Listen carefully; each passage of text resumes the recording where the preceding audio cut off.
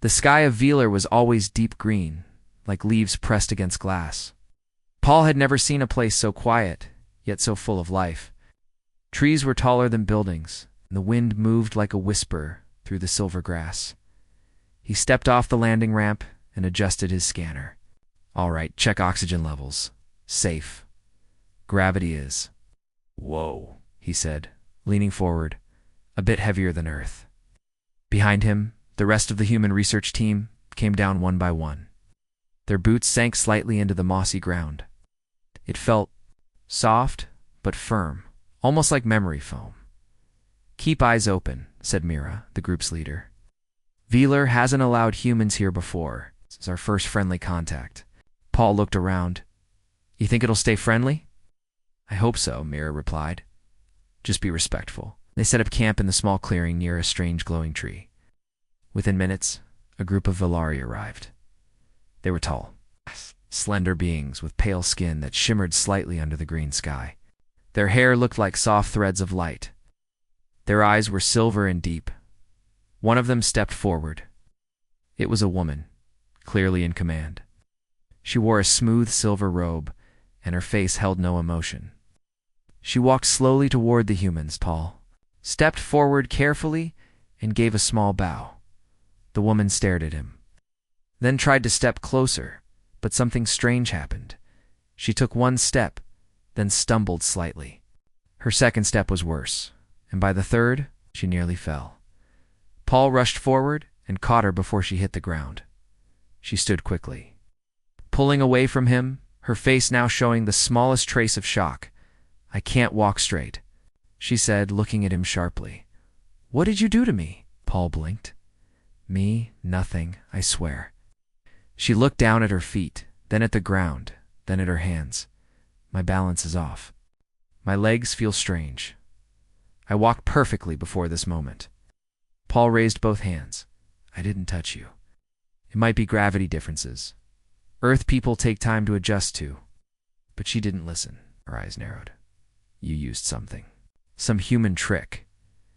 No, no tricks, Paul said calmly. Maybe just stress? Or I do not feel stress. Lena, the Velari woman, stood still with her arms folded. Her silver eyes kept watching Paul as if he were a puzzle she couldn't solve. The human team continued their work nearby, setting up machines to study the environment. Paul stayed close, unsure if he should speak again. Lena finally broke the silence. You are still here, she said. Paul smiled. Of course, we're scientists. We study, we learn. She narrowed her eyes. Did not mean your team. I meant you. You stayed. Close to me? Well, you looked dizzy. I thought you might fall again. I do not fall, Lena said flatly. I simply miscalculated. Paul chuckled. That happens to us too. No big deal. She tilted her head. You laugh at weakness? No, he replied. I laugh when something feels strange, but not dangerous. It helps me feel calm. Lena did not answer, but she kept watching him. Paul noticed she shifted her weight from one foot to another. She was still off balance, but trying not to show it. He looked at her boots. They were beautiful. But think, clearly not built for this kind of ground.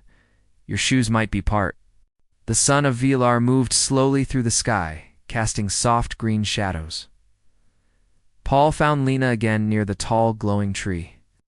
She stood alone, watching her own feet. When she saw Paul, she didn't look angry this time. Instead, she looked confused. Watched your people move, she said. You walk with such balance. How do you manage it on this uneven ground? Paul smiled. It's practice and boots. You'll need better boots. She held up one foot. These were made for my world. We walk on smooth, light stone. Well, here we have bumps, hills, and soft dirt, he said. Want me to help you practice? Lena frowned. You want to teach me how to walk? Not, Paul said kindly. You helped us by allowing our visit. Let me return the favor. After a long silence, she nodded once. Paul drew a line in the moss with a stick. Walk slowly. Heel first, then toe.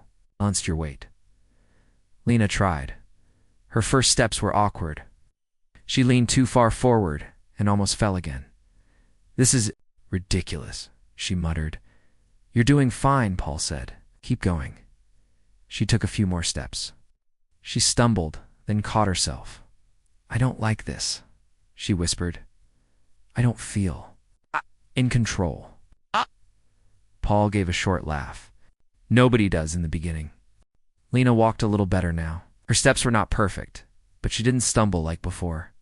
She walked beside Paul through a quiet area of Wieler's forest, where glowing flowers opened only during certain hours of the day. The air was calm, and the light shimmered like soft glass on water. "I thought your kind would be louder," Lena said, glancing at Paul. Paul chuckled. "Some are, but not all. I like quiet places. They help me think." Lena walked slowly, still watching her feet. "Your world must be very different." Paul nodded. "It is more blue, oceans everywhere. Our sky is lighter, and we have cities full of machines, lights, and sound." "Do you like it?" she asked. "I do," Paul said, "but it can be too much sometimes. That's why I joined this program, to see other worlds." They stopped near a small hill. At the top was a patch of silver plants shaped like stars. Lena motioned for Paul to follow her. "This is our quiet garden. Only those with a clear mind may enter," Paul smiled. "And do I have a clear mind?" "I don't know yet," she replied, half teasing. Yes. They walked up the hill. Lena moved better now, her steps more steady, her posture relaxed. She took a deep breath and let the wind touch her face. "Back when I stumbled," she said softly, "I felt strange."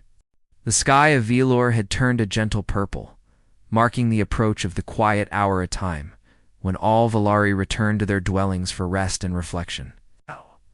But Paul and Lena were still on the garden hill, sitting side by side under the silver-leafed trees. Lena had removed her delicate boots and pressed her feet into the mossy ground. "This ground feels alive," she said softly. "It probably is," Paul answered, leaning back on his hands. "Everything here feels like it's part of one big living system." Lena looked at him. "You notice many things?" "Most humans I've seen in the old records seemed busy, always rushing." Paul shrugged. "Maybe that's true for some. But I think people change when they see beauty they didn't expect." Lena was quiet for a moment. Then she said, "My legs don't feel strange anymore." Paul smiled. "You've got used to the gravity." Or maybe, she said, "I got used to being near you." Paul blinked. That was unexpected. She stood and tested her balance, walking slowly in a circle. She moved much better than before, graceful again, yet more grounded. "I didn't just fall in the forest," she said. "I lost something I always had control. Valari are taught from birth to move with purpose. But you, Paul, you move like the wind. No plan, yet you always land on your feet." Paul chuckled. "That's because I fall a lot. I just hide it better." Lena smiled, a soft, real smile that Paul hadn't seen before. "Let me show you something," she said suddenly, "a place no outsider has seen." Paul followed her down the other side of the hill. The path led to a hidden glade surrounded by tall, whispering plants. In the center was a pool of water, glowing. Paul stood at the edge of the glowing pool, his reflection shining softly in the still water.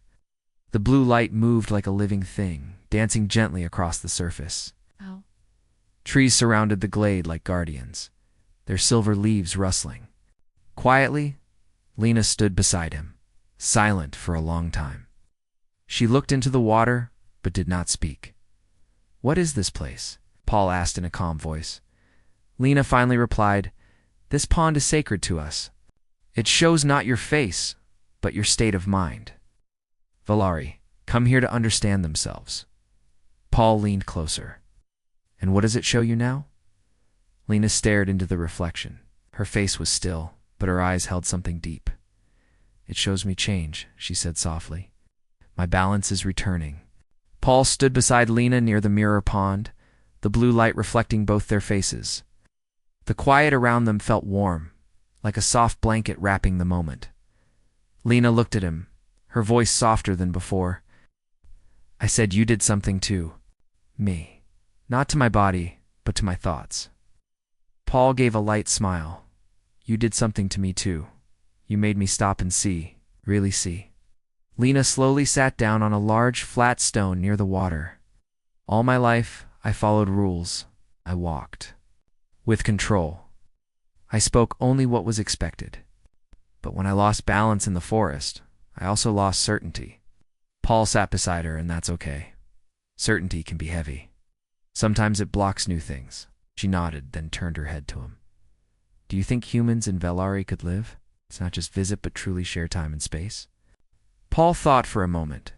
It starts with one step, then another, like walking on new ground. Lena laughed quietly. Speak in strange ways, but I understand now. Soft chime echoed in the distance. It was the Velari daybell calling. People do evening rest. Lena didn't move. You should return to your base, she said. The others might worry. Paul looked up at the purple sky. Maybe. But I'm not in a hurry. They sat in silence for a while. The mirror pond glowed a little brighter, as if it heard their thoughts. Finally, Lena spoke again. You once said you fall often, but hide it better. Paul nodded. Yeah, that's true. I think I have been falling too, she said. No. But I don't want to hide it anymore. Paul turned to her, eyes gentle. Then let's fall forward. Together. Reached out her hand steady this time, full of trust. Paul took it, and they stood. Weeks later, the Velari Council had met. They reviewed the mission, the human contact, and Lena's reports. Most were surprised, few were uncertain, but in the end, they agreed.